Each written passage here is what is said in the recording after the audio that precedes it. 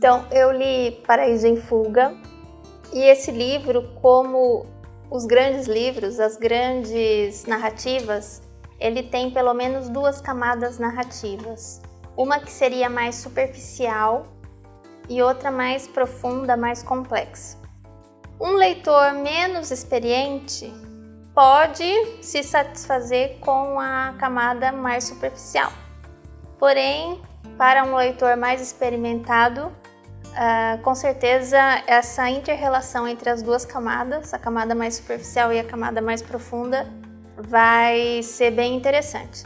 Então, na camada mais superficial, o que a gente tem? A gente tem a história de um homem, Fortunato é o nome dele, que se cansa um pouco da vida cotidiana que ele tem problemas com a esposa, problemas no trabalho, e resolve ir para uma ilha deserta, ficar um ano de férias.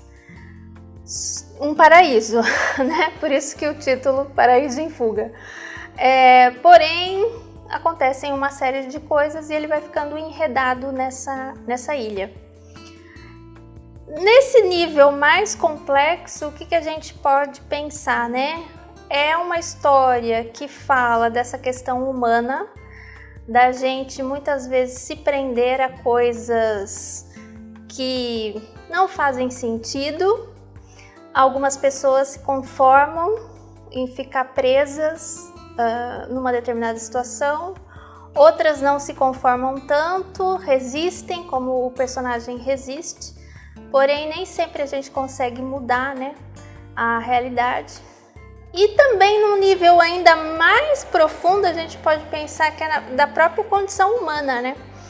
Porque nós estamos aqui presos nessa condição, na vida, nesse planeta, nesse corpo. Em certa medida isso é uma limitação. A gente não consegue se libertar disso totalmente.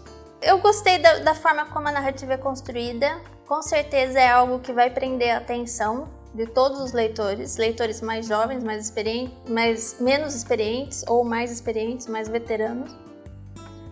Porque o Eduardo Marron, ele realmente sabe construir uma narrativa, isso a gente percebe nos romances dele e também nos contos. Então ele vai criando aquela atmosfera de suspense, você vai se prendendo.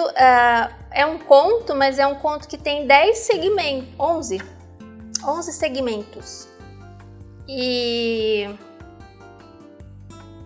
Então você vai sempre esperando o que vai acontecer agora, o que vai acontecer agora, o que vai acontecer agora. E o final traz não traz a satisfação, vamos dizer assim, porque você tem uma certa surpresa em relação ao final, né? Mas é exatamente essa surpresa que dá o tchan a mais, assim, de você ter lido essa narrativa, né? É algo que você não esperava e de repente é o que acontece.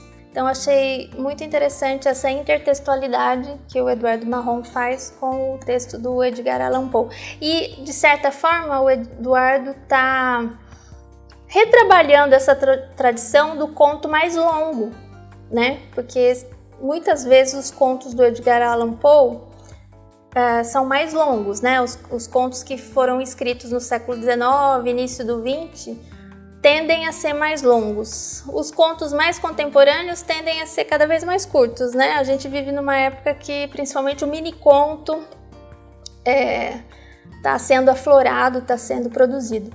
Mas ele está trabalhando de novo com essa tradição do conto mais longo, mais desenvolvido. Então é interessante que nesse aqui ele faz essa referência ao Edgar Allan Poe.